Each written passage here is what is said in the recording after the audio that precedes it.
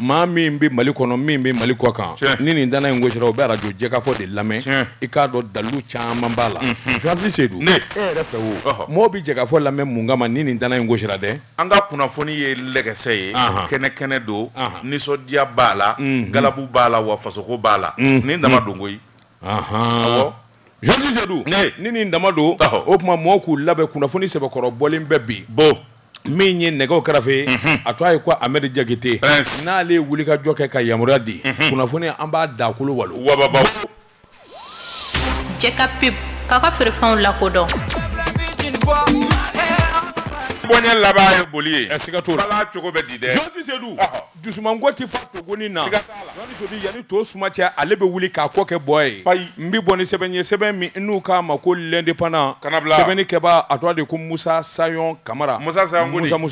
Nabila Musa Toama a ko wuli ka jɔ ani cɛsiri bolo ka politiki ye nin de ye janfa ni kɔnɔnafili ye ani da sidɔn ye o damanda de bɛ taa fara ɲɔgɔn ka politiki baara kɔnɔ Joyce Seydou k'a dɔn a dakolo ti man a ko an bɛ don min na ko bi jɛrɛjɛkulu min n'a ye cɛsiri kɛ M5 RP Ibrim Boubacar Keita k'a ka fanga dafiri a donnama in kama sanga min bɛ a cɛbalenw na toit duman min b'o la ani fasojɔ kuma min b'o da e ko an tɛ ne ka ɲinɛden sabula awa M5 RP fankelen dɔ bɛ o ko min ye comité stratégique M5 RP M5 RP yɛrɛ ni dɛ a ni juru ni k'olu mago t'o la bilen k'u t'u dɔn Joyce Seydou k'a dɔn nin ye gɛlɛya kura ye sɛbɛnnikɛla ko nka ni maa min bɛ ko ɲɛdɔn cɛ ni muso minnu b'a kɔfɛ i k'a dɔn i hakili bɛ sigi a ko min ye M5 RP a cili bila ko tɛ a kuma kun fɔra Joyce Seydou sabula maanifin ŋaniyaw tɛ kelen ye hakilinaw tɛ kelen ye politiki baara i k'a dɔn misiri ko tɛ Joyce Seydou k'a dɔn min ye silamɛya ye a t'o yɛrɛ ko fɔ bɛɛ ko nafa Joyce Seydou sɛbɛnnikɛla kɔni y'a jira minnu kɔni kɛra maa gɛrɛdigɛma ye n'olu ka wulikajɔ ni cɛsiri kɛra sababu ye jamana ɲɛmaaso ka wele buluma ni k'o bila jamana ka baara la Joyce Seydou hali bi n'a ka bi o dalen tɛ dɔw joli la f'an k'a tɔ dakolo di k'a filenkolon di anw ma fɛn sɔrɔ a ko kuma in kɔni ni taabolo in b'o de ko fɔ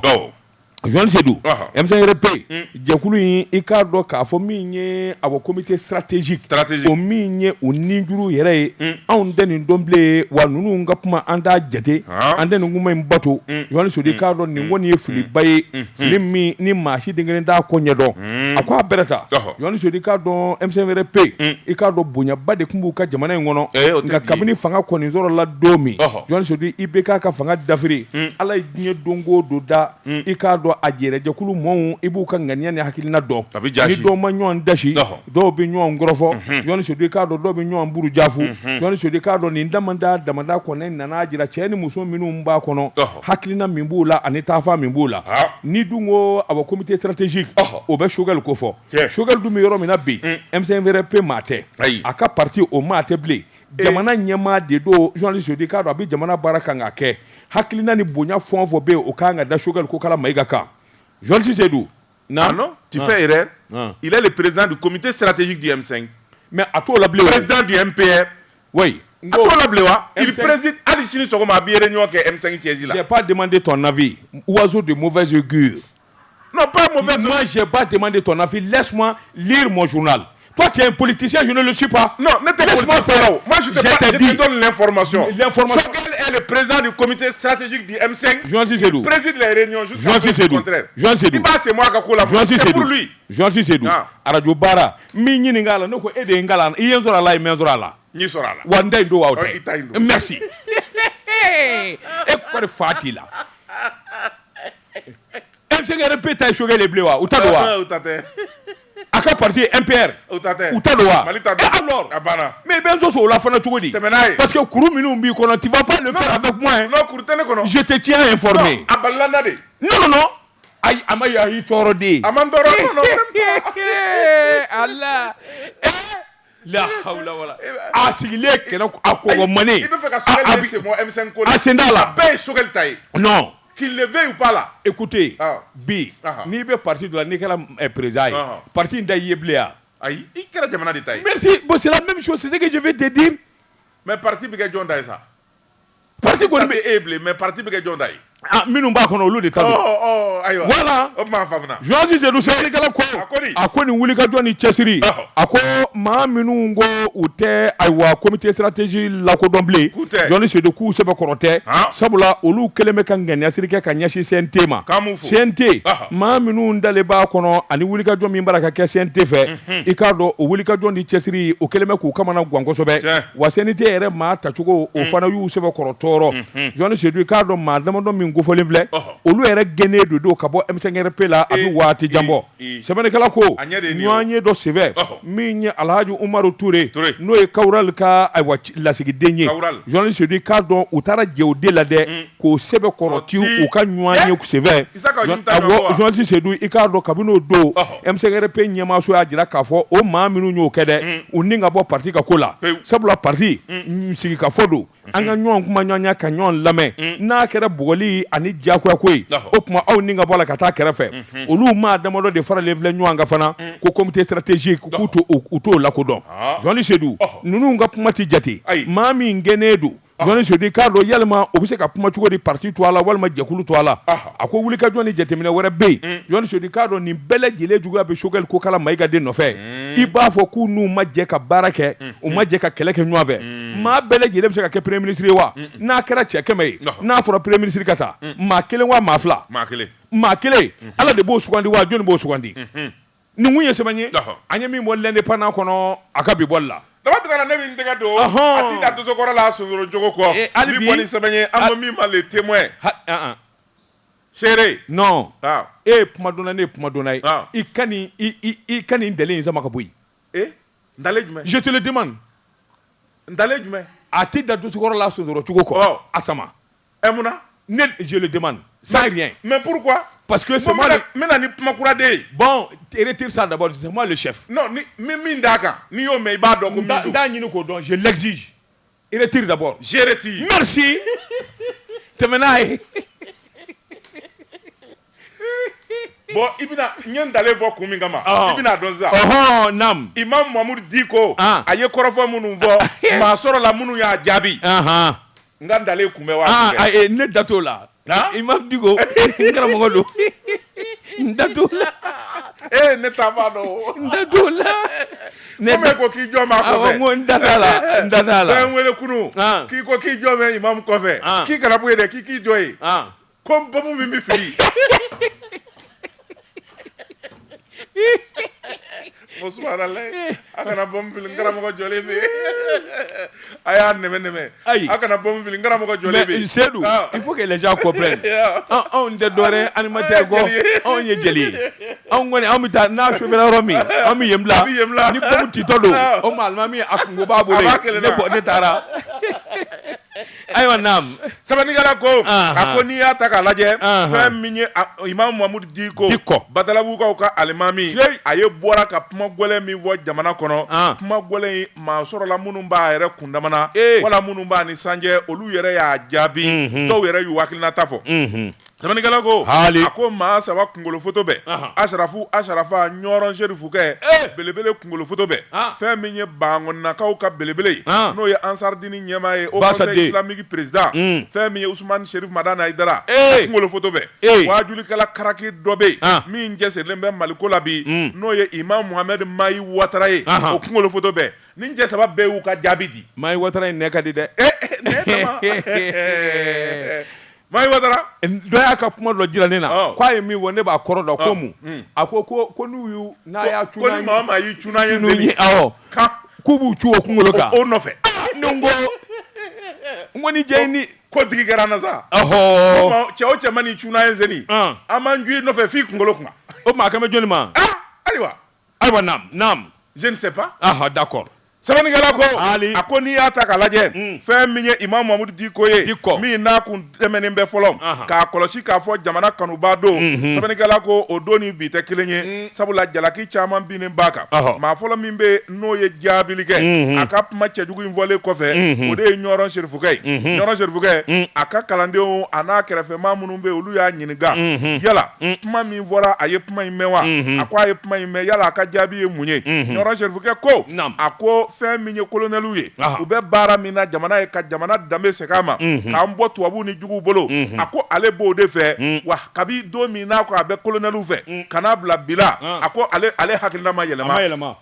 a b'a cogoya la a ko dɔrɔn tɛ a ko Mali kun bina a lagosira Mali jaasira maajugu ani janfanjugu fɛ ko bi fanga min b'an kunna olu de ye wuli ka jɔ kɛ ka Mali ka danbe Choguel ni colonel de ye wuli ka jɔ kɛ ka Mali ka danbe ani Mali ka yɛrɛya k'o segin a ma o tuma ale ka hakilina ye colonel ka dɛmɛ transition bɛ ka taa sira min fɛ sira cogoya ka ɲi sɛbɛnnikɛla ko a ye nin de fɔ juma tɛmɛnen a ka kutuba senfɛ sɛbɛnnikɛla ko a ko n'i y'a ta k'a lajɛ fɛn min ye Imam Mamadu Diko ye a ye kɔrɔfɔ min fɔ nin kuma in n'o cɛ ka jan kosɛbɛ Diko dunko ale ti foyi kɛ n'a y'a sɔrɔ ani ɲɔrɔ serifukɛ ma jama wala a ma taa jɛ ɲini a fɛ Zeni kɔni a ko a yɛrɛ bilalen b'a kelen na sabula a ye kɔrɔfɔ min fɔ nin ye cɛkɔrɔba bonyama donni na sɛbɛnnikɛla ko a ko fɛn min ye bangɔni belebele n'o ye Usmani Sherifu Madani Ayidara ye ale y'a jira k'a fɔ transition kɔni ale b'a senkɔrɔma don sabula ale bɛ wuli ka jɔ fɛn o fɛn ɲini Maliko la o de bɛ ka kɛ jamana lakanani jamana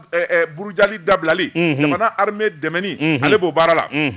sɛbɛnnikɛla ko Usmani Sherifu Madani Ayidara a ka kumakangɔrɔw bɛ yen kumakangɔrɔ minnu na a jɛlen bɛ a y'a jira k'a fɔ armée dɛmɛni ale n'a ka jamakulu Ansar kɔni u t'u bolo jugu la hali waati kɛra u yɛrɛ y'u bolo fara ɲɔgɔn kan CFA wari 1,000,000 k'a da ɲɔgɔn kan ka taa di armée ma min bɛ se k'a to jamana ka dɛmɛ cogo min na sɛbɛnnikɛla ko a ko Usmani Sherifu Madani Ayidara a t'a fɔ a fɛnɛ dɔɔnin bɛ o ni Imam Mamadu Diko ta o kɔni cɛ ka jan i b'a fɔ Jɛgɛjala ni Baji sɛbɛnnikɛla ko waajulikɛla dɔwɛrɛ bɛ yen Imam Mayi Watara ale kɔni ale ni Imam Mamadu Diko u kun bɛ jɛla kunu nka an bɛ don min ko bi e k'u ma baw fara sabula fɛn min ye hakilinaw ni kunfilennaw ye o ti kelen ye jamana ko la fɛn min ye Mayi Watara ye a ko maa o maa bɛ yen n'i kɔni bɛ jamana in ɲɛtaa nɔfɛ i ka tugu ni transition in kɔ sabula Mali mago bɛ fɛn minnu na ɲɛtaa ni basigi la transition bɛ k'o kɛ ale m'a fɔ fiɲɛ tɛ transition la dɛ nka ka fɛn min ye ka jamanadenw ka hɔrɔnya segin u ma ka jamana bɔ a juguw bolo a ko transition bɛ k'o kɛ cɛ wo cɛ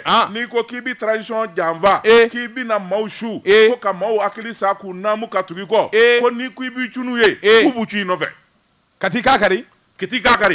Mayi wala Mayi ko ten a ko Mayi Watara ko an kekuyara sa a ko dɔ kɛra la k'u tigɛ i b'a fɔ ko ndɔn ka t'u jago ka n'i sigi n'o ye k'o nafa kɔnɔ a k'o dɔrɔn de dogo ye a ko minnu bɛ kuma caman na n'u bɛ ka transition lagosi k'u degelen bɛ dunni min na ani taabolo kɔrɔ min na o de dabilara o de bɛ k'u bila kuma caman na k'u muɲu sa u k'o kun min bɛ se k'a to Mali ka bɔ nɔgɔ la Mayi Watara ye nin fɔ kunnafoni filɛ nin ye an ye min zalo ka bɔ le témoin kɔnɔ seere Jean Seydou jiriden min ka kunba o de segin fɔ ka di Jean Seydou n bɛ bɔ ni sɛbɛn ye sɛbɛn min n'u k'a ma Nouvelle Horizon ɲɛdankura i bɔra ka diinɛma minnu ka kuma fɔ a bɛ n'a fɔ u ka kuma ye abakalo yelen sabula a kɔrɔfɔ in bɛ ka minɛ jamana ye sɔrɔdasiw ka bɔli o bɔli Jean Seydou k'a dɔn sebaaya u b'o dɔn sara kɛnɛkolo jala kan hali sɔrɔdasi kelen tɛ jogi kala tɛ sɔrɔdasi waasi bilen jagu kasa Jean Seydou sɛbɛnnikɛla ko hali ka da awa tile filɛ na u ye wulikajɔ min kɛ min ye Bamanju ye Katiba ayiwa serment Jean Seydou k'a dɔn Boni a n'a lamini na Bamanju kun kelen bɛ ka Boni bɔda 4 bɛɛ lajɛlen minɛ cɛ ti don cɛ ti bɔ Jean Seydou k'a dɔn yali u k'o kɛ u kun ye kangarida kɛ Bonikaw ye ayiwa ni maa min bɛ bɔ i ka bɔ joona ni balo caman bɛ min bolo i k'i sigi n'o tɛ anw bɛna dugu in bɔda minɛ sabula Mali armée u b'a fɛ ka don anw ni ayiwa an don yɔrɔ cɛ a n'an dafaw ni ɲɔgɔn cɛ Jean Seydou k'a dɔn o kɛlen minnu kɔni dusu k'u ka fɛngɛ a caman bɛ yen minnu kɔni kun ye Boni bila Jean Seydou Mali armée sɔmina ka kunnafoni sɔrɔ a bɛ waati jan bɔ k'a fɔ Boni Jean Seydou Bamanju kɔni b'a fɛ ka yen den datugu ni ka yen k'u dogo yɔrɔ ye da kelen yɛrɛ ye sabula kungokolonba dɔ bɛ yen ani yen majan u ko min ma fɔrɛ ayiwa ɲarangu fɔrɔ ɲarangu o ye kungokoloba ye Jean Seydou k'a dɔn a bɔ jɛkulujugu 3 a maa min n'u b'ara ka ɲɔgɔn ye a ka ca maa 1000 ye Jean Seydou k'a dɔn a bɛɛ lajɛlen Bamanji ye marifa mobili kisɛ Jean Seydou k'a dɔn tiɲɛnifɛn damada de b'u bolo u b'ara k'u ka dabali ani fɛɛrɛw tigɛ n'a ya denmisɛnninw ko min ma plan u b'ara k'u ka planw labɛn Jean Seydou k'a dɔn plan labɛnli tɛ dɔwɛrɛ ye Jean Seydou k'a dɔn min ye Mali sɔrɔdasiw ye olu don bɛ o n'u taa yɔrɔ cɛ u bɛ taa essence san yɔrɔ min u bɛ taa balo san yɔrɔ min Jean Seydou bɛɛ lajɛlen datugulen don o kuma bɔfandiw la o kuma n'u ma fɛɛrɛ kɛ ka dabali kura tigɛ olu yɛrɛ bɛ se ka bɔda sɔrɔ cogo min ka Mali armée yɛrɛ k'o yɔrɔnin k'o sitinu journaliste di ka u ka baara bi ban Mali sɔrɔsiw dun kɛlen bɛ ka o kunnafoni sɔrɔ a mɛnna journaliste o y'a to fu faralen ɲɔgɔn kan u dafalen n'u ko giriw kɛrɛfɛ n'u ko giriw sanfɛ journaliste di k'a dɔn kɛrɛ naani bɛɛ lajɛlen n'u ko giriw cɛ min buru n'a ye danda la ala kan keza ni ne beza min mun de bɔ u ka 12 ba min bi da mobile sanfɛ a ti da mobile u b'a da ne ka de la an b'a susu o y'anw ka journaliste Seydou ko bannen kɔri fa de t'e la o marifa in min kisɛ bɛ taa kɛmɛ fila n'o dar'i kan na i ka ko ma ban a ka giriya a bi gudu min kɛ o b'i kolo bɛ mɔɲɔmɔɲɔ i jɔlen subhanalahi cɛni i tɛ to sodala bagɛnaw tɛmɛ to k'i foni wajan ne t'a ɲɛdɔn koyi tok bɛ ne ye n tɛ taa ko la e ɲɛna ko n y'a ɲɛdɔn de o misi deni tɛ wara dɔn misi ba b'a dɔn Ala ka n'i ci wa n'an da to lakali ma Joël Seydou i tɛ n kɛ lakale nin ye faso jɔ dɔ ye sabula kunnafoni min n'i bara k'a di Joël Seydou i ni sɔrɔdasikɛ bɛɛ lajɛlen ye kelen ye min bi fɔrɔn na o ye tiɲɛ sɛbɛnnikɛla ko a ko wulikajɔ bolo kan nin jɛrɛ jɛkulu cɛjugu ninnu Joël Seydou k'a dɔn ni sɔrɔdasiw y'u minɛ yen fɛ ka sin ka fiɲɛ bɔda di bonnikaw ma Joël Seydou k'a dɔn u t'a se fila a ko an bɛ don min na ko bi Joël Seydou k'a dɔn awɔ min ye awɔ Banmanjuw ye u labɛnnen kun don kosɛbɛ sabula u tun b'a fɛ ka balena min kɛ a cɛ ka jugu kosɛbɛ sɛbɛnnikɛla ko a ko Katiba Serma Joël Seydou k'a dɔn olu de kɔni kɛlen bɛ ka nin ko in kɛ u damanda tɛ Burkinakaw ka Banmanji jɛrɛjɛkulu dɔ bɛ yen o fana faralen kun d'u kan Joël Seydou k'a dɔn ani Amadu Kufa o ka jɛkulu o fana tun bɛ jɛkulu jugu 3 de faralen kun don ɲɔgɔn kan labɛn cɛjugu kɛli kama an ka sɔrɔdasiw kama Joël Seydou sɔrɔdasiw ye nin kɛ k'a ban hali kalama ma waasi an ka sɔrɔdasi kelen na Joël Seydou a kɛra n'a fɔ foyi ma kɛ 0 mort 0 blessé k'u fɔ ka bɔ armée nin kun ye sɛbɛn ye an ye min bɔ nouvelle horizon kɔnɔ ɲɛdankura dabatigara ne bɛ n tɛgɛ don min bɔ ni sɛbɛn ye an ko min ma le soir de Bamako Fasiriba n'o ye Umaru Angoyiba ye an fatɔma nin y'a ka sɛbɛn ye Umaru Angoyiba ko a ko Bo ni Furanjɛ ani zone des 3 frontières i bɔra ka yɔrɔ min fɔ yen kɔni galayalen bɛ Bamanji minnu bɛ yen u si la tununa an bɛ don min na i ko sisan u bolilen bɛ ka taa daga sigi yɔrɔ min na o de ye Duwaza ani Yuwaru marabolo ni ɲɔgɔn cɛ sɛbɛnnikɛla ko a ko n'i y'a ta k'a lajɛ fɛn min ye kuleka ye o bɔlen bɛ fɛn min ye Duwaza ani Gawo ni ɲɔgɔn cɛ ka taa fɛn min ye Yuwaru o marabolo kɔnɔna na Bamanjuw kɔni k'u firilen bɛ i b'a fɔ dide sabula maa minnu bi tɛmɛ n'o ye RN16 ye siraba taamabaw u ye sira tigɛ Moti Sevare Segu ani Bamako ka den minnu bɛ yen n'u bɛ mobili kɔnɔ k'u bi jamana kɔrɔnfɛla magɛn dɔw kɔni y'a jira k'a fɔ Bamanjuw sennɔ bɛ fa bɛɛ lajɛlen fɛ o tuma sira kama maa caman bɛ minnu kɔni zɔmi janyana olu kɔni dara fɛɛrɛ de bɛna Duwaza ni ka makɔnɔli kɛ e ko Segu wa Segu kɛ Bamako ni Segu cɛ ya ayi dɛ ko Segu ka minnu bɛ fɛ ka taa Gawo ani Moptikaw Segu ka yɛrɛ bɛ taa mun na Gawo de ni ne yɛrɛ taara Segu hali Segu ne tɛ taa yen janko Gawo n tɛ taa ayi Segu sumana sisan mɛ min f'i ye problème foyi tɛ Segu k'a daminɛ Segu ka taa Marikala ka taa Ɲɔnɔ ka taa Jabali fɔ Nanbala yen furalen don k'a jɛ passe i bɛ se ka taa reportage kɛ fo n ka sa fo n ka sa n tɛ taa n dun t'a dɔn n b'i ye ka nin f'i ye Joël Seydou kɔsa in na an taara Segu ɲɛnajɛ dɔ la ne ye hôtel de ɲini k'a dɛsɛ u laban taara hôtel dɔ jira ne na ko pied dans l'eau wa Badala pied dans l'eau Badala yen ka di koyi n tɛ nin ye de ne ye chambre min sɔrɔ o chambre ni ba cɛ foyi t'a cɛ para ɲɛ kelen kɔ o de ka di ça c'est un paradis n nana ye yan Joël Seydou k'a dɔn ne tɛ sɔn a kosɛbɛ su fɛ sabula ni ne ye n da su daminɛ na 1 heure 2 heures ɲɛ bi jɔ o de ye n ka jatew kɛ kuma ye ɲɛ bi jɔ ne wula kɛ n sigi ka ba lajɛ fiyewu ka taa tun fo ba kɔfɛ yelenninw ni fɛnw bi ba kɔfɛ sɛtanɛ tulonkɛra ne na ne ko a banna o ne de da ye o ye Bamanji ye nin kɛ tan an y'u kɛ tan n k'u filɛ ba kɔfɛ u bɛna ne minɛ kɛnɛ fa yan bi ne kulela dewu bɛɛ bɔra n sera de koyi n sera de koyi i ma maa ye ma fɔ n ko sɛtanɛ de tulonkɛra na n ye mɔɔw de mankan mɛn kuru kɔnɔ ne an man jan ɲɔgɔn na u fɔra ko daba Jalika ko tɛ kɛlɛ nam ese dugu kɔnɔ i kɔrɔ yan ni sabɛlɛ de cɛ n siranna dɛ ma i ta ye sira da sira dogo o ye n jo ye dɛ sɛbɛnnikɛla ko a ko n'i y'a ta k'a lajɛ fɛn min ye Douaza marabolo in na o tuma fɛn min ye kari ye kari min n'a bɛ a bɛ se kari 65 ma minnu kɔni kɛlen bɛ ka fɛrɛ minɛ sɛbɛnnikɛla ko a ko fɛn min ye armée ye kulekan bɔlen bɛɛ o tuma fɛn min ye Boni ye ani Serma marabolo n'u ye yen kɔni fura u ka ɲɛsin Douaza ani Yuwaru sabula fɛn min kɔni ye Bamanju ye dɔɔni u bɛɛ la k'u n'u bɔ ye sabula u b'u k'u yɛrɛ ɲini kunnafoni filɛ nin ye an ye min salo ka bɔ soirée de Bamako kɔnɔ a ka bi bɔli la Zodu ne bɛ n bolo bɔgɔ ka don n bɛ bɔ ni sɛbɛn ye sɛbɛn min n'u k'a ma la sentinelle jɔyɔrɔ kɛlɛw Jean Seydou k'a dɔn a wa sɛbɛnnikɛla min ye a wa dankɔrɔba ye n'a ɲɛf'i ye i k'a dɔn ɲɛ tɛ tɔn in na nka mana taa ɲɛfɛ na tɔn in ɲini k'a f'i ye a ko BS don BS ko a ko ɲɔgɔndan min ni o kun bɛ n k'i ɲini ka polisi ka hakɛ kɔnɔ u k'o de ma ko concours des commissaires de police Jean Seydou k'a dɔn maa minnu kan ka taa ka kɛ commissaire ye polisiso la Jean Seydou k'a dɔn concours min kɛra u ni ɲɔgɔn cɛ a bɛɛ ta bɛnkun kɛra k'a fɔ baara in ɲɛna ŋanamu ma kɛ ɲaami ma k'a la Jean Seydou k'a dɔn dɔw ka na bɔnna dɛ sabula a concours a wulila ka bɔ a don a kɔrɔ k'a ma ɲɛ sagi bi k'a kan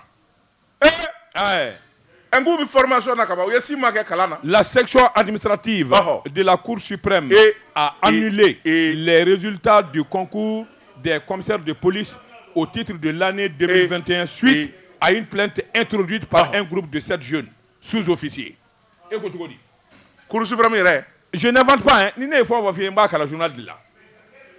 A gɛlɛyara denmisɛnnin maa 7 Jean Seydou k'a dɔn minnu ye sous-officier jalatigi mankanw don olu de taara ŋaniyasiri kɛ i k'a dɔn sariya bolo kan k'a fɔ concours min labɛnna n'a fɔra ko commissaire de police taara a ma ɲɛ bi a ma ɲɛ sini sabula a ŋanamu a n'a namara cayara dɔw yɛrɛ taara i k'a dɔn hali a kala dafalen d'u la Jean Seydou waasa i ka se ka taa nin ko in na kala hakɛ dɔ de bɛ yen f'i k'o sɔrɔ i k'a dɔn diplôme dɔ de bɛ yen f'i k'o sɔrɔ Jean Seydou k'a dɔn dɔw taara hali olu ma bagi sɔrɔ sɛbɛnnikɛla kɔni bɛ se ka kɛ cogo di maa 7 min n'olu kɔni ye ŋaniya siri u tɔgɔ ma sɛbɛn Jean Seydou k'a dɔn u ye sɛbɛnfuraw fara ɲɔgɔn kan min ye jamana sariya bolo ka t'o ladɔnniya sɛbɛnnikɛla ko sariyatigiw y'a sɛnsɛn k'a sɛnsɛn Jean Seydou k'a dɔn laban nana bɛn min kan nin concours yɛrɛ min kɛra a fɔra ko min ni min kɛra comme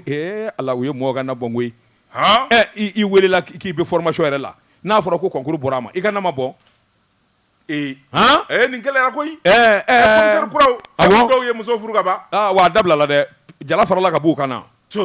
Jean Seydou sɛbɛnnikɛla ko nin ye ko kura ye a ko a bɛɛ ta nin ko min filɛ nin ye Jean Seydou k'a dɔn a gɛlɛyara fo k'a fɔ k'a to ten sabula a fɔra de ni licence b'i bolo walima master Jean Seydou k'a dɔn i ni concours in kɛli ka kan Jean Seydou concours in fana senfɛ ko dɔw bɛ yen olu bɛɛ lajɛlen kan ka dafa i la waasa a ka fɔ k'i taara Jean Seydou k'i k'a dɔn pangɛrɛ nin kun na nka a bɛɛ ta Jean Seydou k'a dɔn a bɔ police national directeur général min ye a bɔ Sulemani ye Sulemani kɔni kun y'a jira k'a fɔ baara in ɲɛna sabula Sulemani ye cɛ min ye Jean Seydou k'a dɔn a bɔ malidenw min hakili sigilen bɛ ka sababu kɛ Sulemani Jean Seydou k'a dɔn a ye baara in dɔn kabini bila ko tɛ wa hakili sigilen don jamana ɲɛmɔgɔw dalen don a ka kuma na kosɛbɛ nka mun de nana ni nin ko in wulili ye sɛbɛnnikɛla ko ɲininkali tɔmi bɛɛ min kɔni jɛlen don minnu kɔni kun passera n'olu kun ye formation yɛrɛ daminɛ u tɛn'u sigi abada k'u bolo da u sen kan sabula caman y'a jira k'a fɔ nin kɔni ye bɛnzɛnkɔniya ye nin kɔni ye juguya de talen ye k'olu sɛgɛrɛ u fana bɛna wuli ka jɔ kɛ ka taa jira sariyatigiw la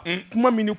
fɔra a bɛɛ lajɛlen nkalon i k'a dɔn olu fɛn o fɛn taara ka kɛ commissaire ye u n'a ka kan de bila hakitara fatani don nin kun ye sɛbɛn ye an ye min bɔ sentinelle kɔnɔ jɔyɔrɔ kɛlɛnw daba tuma ne bɛ n tɛgɛ don i jɔ Ahmed Jɛka pub k'a ka feerefɛnw lakodɔn nɛgɛ kanɲɛ 12 sera Bamako k'a fɔ jiginɛw ka bonyamasegin bɛ aw ye Seydou n bala cogo bɛ di daba tuma ne bɛ n tɛgɛ don ni kɔni sɛbɛn ye an ko min ma le prétoire Siriba n'o ye B Siribe ko nin y'a ka sɛbɛn ye a ko fɛn min ye kolokalama min n'a kun bɔra ka parti sigi n'a kun ye kuma fɔ waati la n'o ye Ibrahima Ayine Kamara ye a ka parti ko sariyatigiw ye parti dakolonji k'a filenkolonji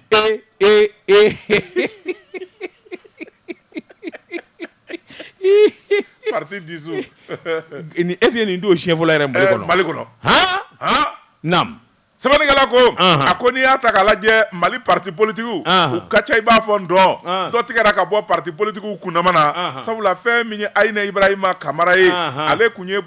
da ye falakɔ bin tigɛ sabula jamana janfali ani jamana burujali ka jamana lagosi ka se hakɛ dɔ la o kɔni bɛ jamana sariyaw fɛ jango parti politique u sɛbɛnnikɛla ko a ko Ayina Ibrahima Kamara ale kun dara kɔdiwarikaw fɛ yen waati la fɛn min kɔni ye jamana kuntigiya yɛrɛ a kun dara o nkalon da yɛrɛ la ka tabale gosi k'a fɔ Mali président kura k'ale don ko Asimi Goyita tɛ tuguni sɛbɛnnikɛla ko a y'o kuma fɔ k'a fɔ ale ye politique ma tɔ min tɔgɔ la u ko de ma ko mouvement républicain parti mouvement républicain n'o ye MR ye sɛbɛnnikɛla ko yɔrɔnin bɛɛ ministre min bɛ marabolo ko kunna n'o ye administration territoriale ye o ye sariyatigiw wele ni ka sɛbɛn da u tulo kɔrɔ fɛn min kɔni ye jamana sariya y'a sɔsɔra o tuma sariya kan ka wuli ka jɔ ni baara mun kɛ ka ɲɛsin parti politique in ma sariya yɛrɛ bunakun ka o ka kɛ sɛbɛnnikɛla ko fɛn min ye commune 3 tribunal ye olu nana ɲɔgɔn ye kɛ mɛ kalo tile 12 tɛmɛnen jaabi nana bɔ ka bin parti n'o ye parti mouvement républicain n'a président ye Ibrahima Kamara ni bɛɛ ko a ma Ayinɛ parti ko a da kolonjira bi a filekolonjira parti a signe bɛ fɛn o fɛn na a tɔgɔ sɛbɛnnen bɛ yɔrɔ yɔrɔ la a bɛɛ lajɛlen ka fara k'a fili wa maa o maa n'i bolo kɔrɔta k'a fɔ ye parti tɔnden ye i bɛ sariya sɔsɔ de la o tuma sariyatigiw bɛ wuli i nɔfɛ sɛbɛnnikɛla ko Ayina Ibrahima Kamara in yɛrɛ sariyatigiw yɛrɛ bɛ k'a ɲini o sabula fɛn min ye Côte d'Ivoire ye a y'i to ye ka kuma in fɔ ka laban ka kɔsɔkɔsɔ digi a tun na o Umaru Mariko ta yɔrɔnin kelen a ye Umaru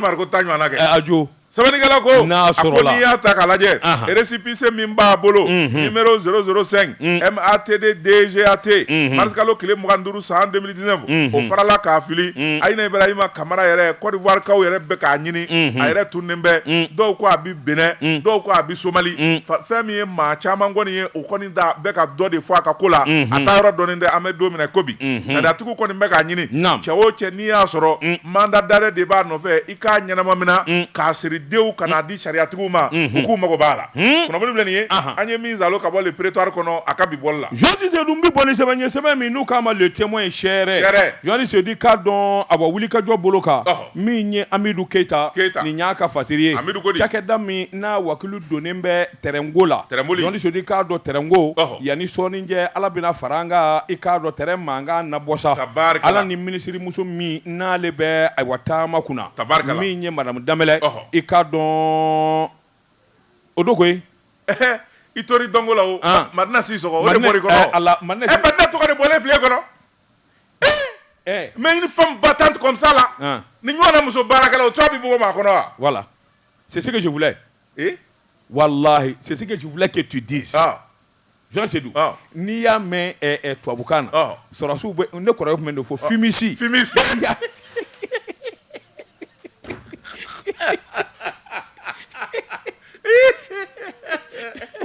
sɔrɔsiw t'a fɔ fumier o olu b'a fɔ ko nin ye fumisi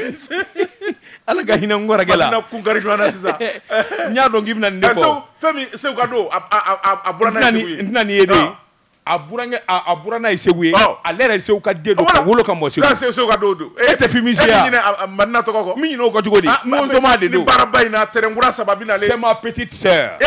nsoma de don ni sa bɛɛ lajɛ i ɲinɛ ni petite tɔgɔ kɔ dɛ n y'a dab'a kama bon ni Madina kulo t'a la a y'a fɔ a ye han ko daba a oublié son nom jamais madame Damɛlɛ Madina si sɔgɔ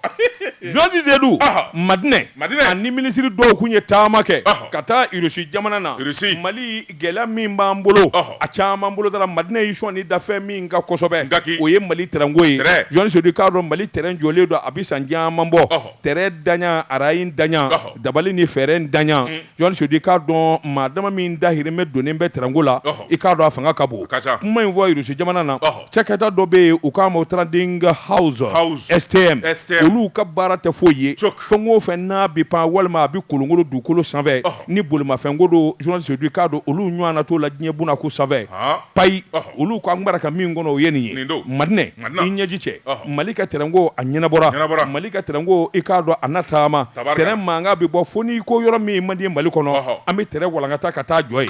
Jean Sedou sɛbɛnnikɛla ko e ko baara yɛrɛ ma daminɛ de dɔw yɛrɛ ko terrain kura kunkolo ko a caman surulen don Bamakɔ ka ban Jɔn Sedu sɛbɛnnikɛla kɔni ko a ko an bɛ joli min na ko Mali taranko maa bɛ se k'a fɔ i k'a dɔn kɔrɔlen ko kumaden nin ye sa ko kura tɛ tuguni sabula a bɛna ɲɛnabɔ nin kuma in fɔ min ye cheminot ye minnu kamana gannen don san joli joli bolo dalen don sen kan baara tɛ yen Jɔn Sedu i k'a dɔn sara ni min kan ka d'u ma kalo o kalo o musaka fana jɔra kangala Jɔn Sedu i k'a dɔn o n'a ta bɛɛ ɲɛmaa minnu kɔni bɛ a wa sopafɛrɛ la Jɔn Sedu i k'a dɔn olu ma saliya sabula olu bɛ dumuni kan ka kɛ dongo don fo k'u da nɔrɔkɔ sɛbɛnnikɛla ko a ko nin bɛ se ka faamu cogo di yanni sɔɔni cɛ Jɔn Sedu k'a dɔn tɛrɛnko na ɲɛnabɔ o de kan ka kɛ hakɛ ye min bɛ kɛ sababu ye ɲɛmaa fara baarakɛla misɛnninw kan bɛɛ lajɛlen k'i cɛsiri waasa dunan minnu natɔ don ka n'an dɛmɛ u k'a dɔn k'a fɔ jɔnko a la ko i b'an sɛbɛ la Jɔn Sedu sɛbɛnnikɛla ko ayiwa min ye baarakɛlaw ye cheminot i k'a dɔn dɔw bɛ yen u bɛ ne ka kalo joli joli bɔ u ka sara tɛ sɔrɔ Jɔn Sedu waati kun kɛra min ye ɲɛmaaso ye u kun y'a jira k'a fɔ min yɛrɛ saraw ye u bɛna dɔ b'o la 15,000 Jɔn Sedu awɔ u b'o taa ka segin n'o kuma lankolon fɔ la waati min dɛ ka di cogo di min ye directeur ba yɛrɛ ye Isufu Mayiga Jɔn Sedu k'a dɔn ayiwa tile 2 in na mobili kura 3 la hawla wala quwwata n ko problème de nin mobili kura 3 u y'o de san kɔri mobili dedenninw tɛ dɛ n nana ye de France Revoir wa Jɔn Sedu mobili kura min ye Total Land Cruiser V8 aw ye mobili kura da ye wa hali t'a fɔ safula i b'a sɔrɔ jɛma pali de don o de ka di faama ninnu ye o ka d'u ye a jɛma in de ka d'u ye anw bɛ fɛ ka terrain wuli ale bɛ k'i yɛrɛ awɔ mobili kura Total Land Cruiser V8 Jɔn Sedu k'a dɔn awa kelen na DG min ye Isufu Mayiga a yɛrɛ b'a k'i nɔngɔ bɔ Jɔn Sedu PCA o ti président conseil d'administration kelen n'o ye Jɔn Sedu min ye directeur général ayiwa a ka mobili yɛrɛ numéro bi a koyi numéro immatriculé BV 9682 MD Jɔn Sedu a k'u ma da u ma koyi min ye mobili wɛrɛ ye Jɔn Sedu k'a dɔn min fana sana ka di directeur général adjoint ma a ko i k'a dɔn Jɔn Sedu ma a bɛ se ka nin faamu cogo di jamana bi danga min na jango chemin de fer Jɔn Sedu k'a dɔn baarakɛla dɔw sara dɔw bin ne ka boli k'u ka denbaya to aw bɛ taa nin dakabana mobiliw sa nin kelen wo kelen miliyɔn 100 ka dɔgɔ a la belle vie V8 jɛma ninnu mago t'a la koyi hali ni ye diɲɛ kɛ sɛfa ye dɔ bɛ sange siri a la Amidu ko Jɔn Sedu kuma min n'u nana nin mobili sa e k'u yɛrɛ ma maloya dɔɔnin de u kun y'a jira k'a fɔ baarakɛla dɔw bɛ yen olu ka sara dɔ bɛ b'o la Jɔn Sedu olu nana ayiwa u wele k'a fɔ a ka sara a fɔra dɔ bɛ b'u la wa a tora a nɔ na u tɛ diyagoya ya nin bɛɛ kun tɛ mobili min sanna maa kana kuma fɔ a fɔlen filɛ sa o Madina bɛ dɔ f'a ɲɛna o Madina tɛ n ko Madina ne se place même pas Madina b'a to yɛlɛ deli fɛ n'a sɔrɔ i ye so ye walima i ye karabu kɛ a bɛ sin ka ala min ka di n ye Madina na muso in kalan ne dun koyi la hawla wala quwwata muso bɔlen an ka dugu la min kalan tɛ de Madina la ni mun ye sɛbɛn ye an ye min bɔ le témoin kɔnɔ sɛrɛ k'an bolo don wa ayi Tezara yɛrɛ kelen don conteneur 20 de jiginna o don i tɔn ka premier min te baramuso Jɛ ka pub k'a ka feerefɛnw lakɔ n bala cogo bɛ di ka situlu k'a la kɔni Jɔn Sedu n bɛ bɔ ni sɛbɛn ye sɛbɛn min n'u k'a ma la triomphe de Mali ka se Mamadu Jara ale de ye sɛbɛnnin in kɛ Jɔn Sedu k'a dɔn yɛlɛma bolo kura ka kɛ hakilina kura ka kɛ i n'a fɔ ɲɔgɔn ye ani bɛnkan kuma min fɔra Buguni Jɔn Sedu k'a dɔn awa denmisɛnninw ka tɔn min ye CNJ Jɔn Sedu k'a dɔn waati tɛmɛna CNJ ɲɔgɔn ye ba dɔ kɛra Buguni bɛnkanw olu fɔra hakilinaw fɔra denmisɛnninw ni ɲɔgɔn cɛ min bɛ se k'a to bureau yɛrɛ i k'a dɔn awa gɛlɛya ni sanni kunfilaniya min b'a kɔnɔ olu bɛɛ lajɛlen ka dabila Jɔn Sedu k'a dɔn hali bi n'a ka bi kalo 8 tɛmɛnen kɔfɛ yɛlɛma ma don a la i k'a dɔn jɛrɛjɛkulu min n'u k'a ma ko CCGRT CNJ Jɔn Sedu k'a dɔn u tile 2 na u ye barodasigi kɛ donnikɛla kibarumaw u y'olu ladɔnniya Jɔn Sedu k'a dɔn awa conférence extraordinaire min kɛra conseil national de la jeunesse min n'a kɛra Buguni mara la a senfɛ i k'a dɔn hakilina caman fɔra maa ye denmisɛn ye walima fɛn o fɛn ye ɲɛmaa ye Jɔn Sedu ka taa se jamana yɛrɛ ma ninnu bɛɛ lajɛlen tun bɛ kɛnɛ kan ɔ hakilinaw ani kɔrɔfɔw falen-falenna bɛn kɛra k'a fɔ jɛkulu dɔ bi sigi o jɛkulu bɛna ɲɛnabɔli kɛ hakilinaw ani taabolo kura min ka kan ka ta CNJ fɛ kalo 8 dilen d'u ma u ka wulikajɔ ani hakilina kɛ a donnama in kama denmisɛnw ka bolofara dɔ bɛ u ka min ma CCJRT CNJ Jean-Di Seydou k'a dɔn a don o y'a jira k'a fɔ kalo 8 i k'a dɔn o wulikajɔ ni jateminɛ baara ka kan ka dafa ayiwa min kɔni bɛ se k'a to bɛnkan bɛ don Mali denmisɛn bɛɛ lajɛlen ni ɲɔgɔn tɛ k'a daminɛ Mali kun n'a kun jɛkulu in yɛrɛ ɲɛmaa de tɔgɔ ye ko Mahama ni Mahama Ɲare a y'a jira k'a fɔ min ye jamana marabolobaw ye cercle ka taa se kominiw ma Jean-Di Seydou k'a dɔn bɛɛ lajɛlen bɛnnen don ko kelen kan o ko kelen de jɛkulu min sigira u ka wulikajɔ ani jateminɛ kɛ a donnama in kama minisiri yɛrɛ min n'a bɛ denmisɛnw kunna n'o ye awa minisiri Musa Agiye Jean-Di Seydou k'a dɔn ale ye farikoloɲɛnajɛ minisiri fana ye sɛbɛnnikɛla ko i k'a dɔn a ye kuma caman fɔ nka k'a tɔ don la ka na bila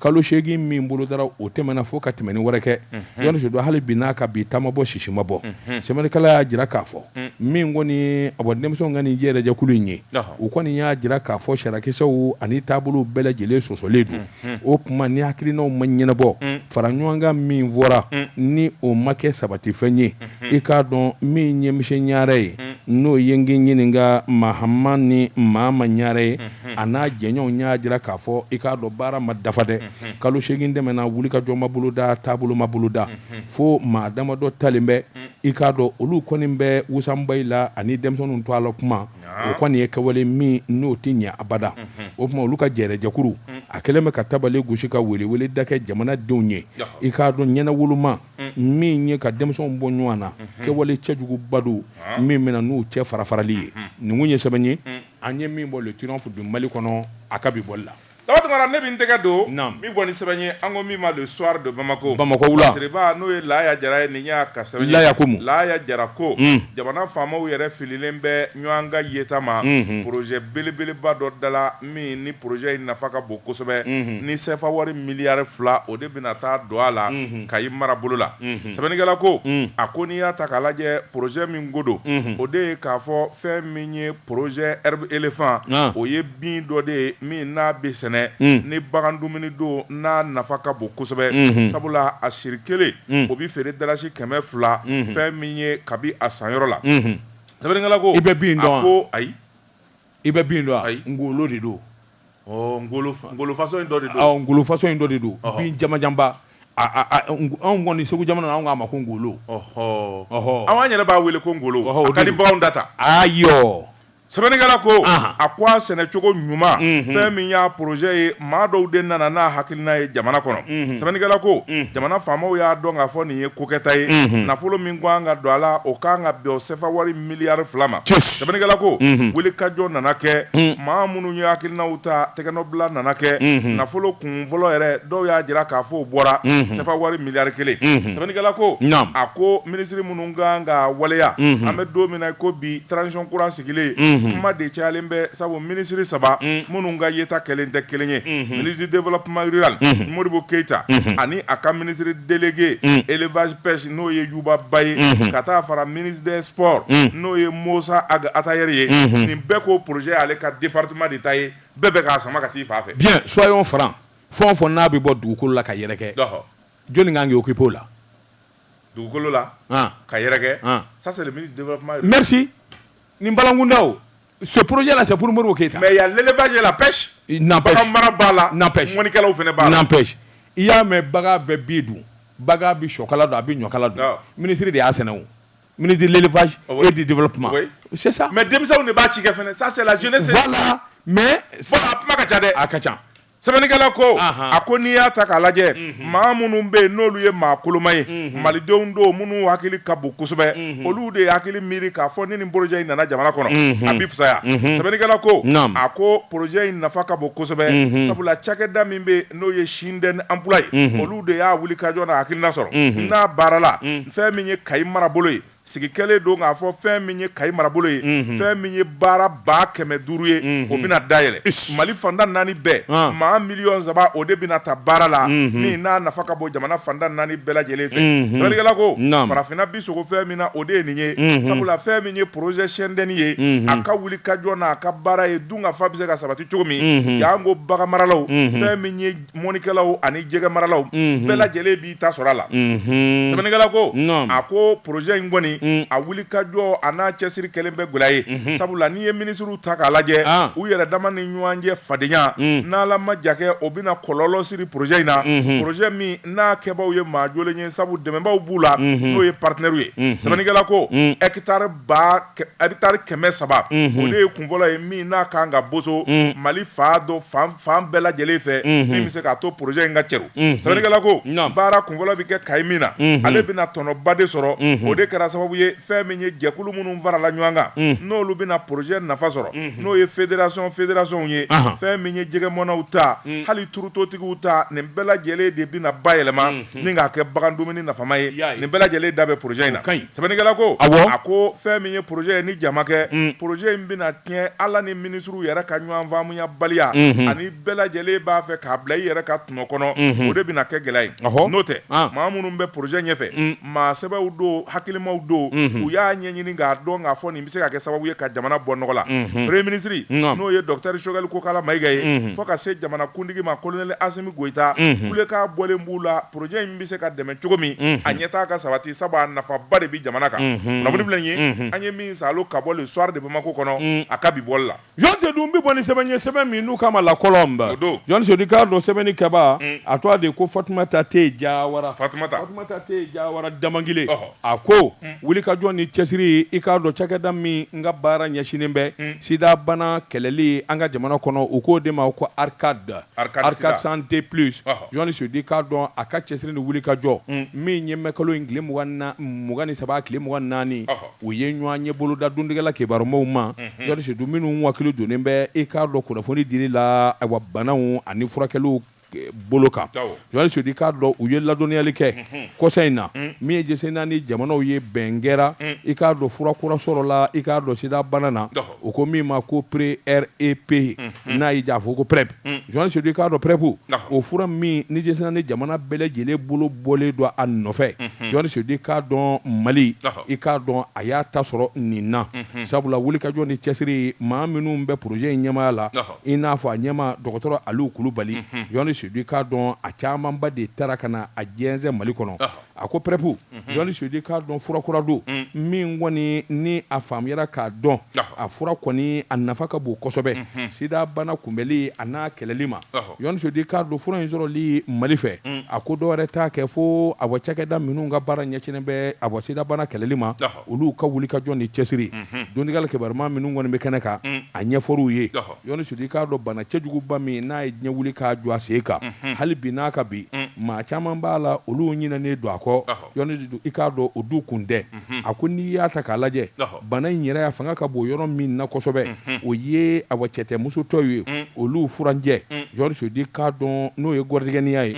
a ka bon olu de ka kabila la kosɛbɛ John Seydou k'a dɔn fana k'i bɔ a la yɔrɔ min bɛ a wa minnu bɛ dɔrɔgu ta John Seydou k'a dɔn olu fana a ka bon olu fana camancɛ la ɔ ani minnu kɔni diɲɛ baarakɔrɔba min ka kɔrɔ diɲɛ baara bɛɛ y'o dɔn wa yɛrɛ feere John Seydou k'a dɔn o fana ayiwa olu fana furanjɛ la bana in bɛ sɔrɔ yen kosɛbɛ a ko nka n'i ye hakilinaw fara ɲɔgɔn kan ka wuli ka jɔ boloda kɛlɛw ni jateminɛ minnu kelen bɛ i k'a dɔn bana in kunbɛnni la a dɔ ye n k'i ɲininka lamɛnbagaw ka kɛ to mana ni donni k'o matarafa John Seydou k'a dɔn maa caman b'a la teliya bolo kan walima bɛndiya yɛrɛ bolo kan i k'a dɔn ɲinan bɛ k'a kan John Seydou k'a dɔn damada min kɔni ye docteur Aliyu Kulubali a y'i sinsin o kan o fura in fana i k'a dɔn min ye Arcade santé plus John Seydou k'a dɔn olu ka nin wuli ka jɔ cɛsiri min bɛ sen na sidabana ka na jamana in kɔnɔ kabini san 1994 ka na bila bi la John Seydou k'a dɔn yɛlɛmabolo caman kɛra Fatumata Te Jawara y'a jira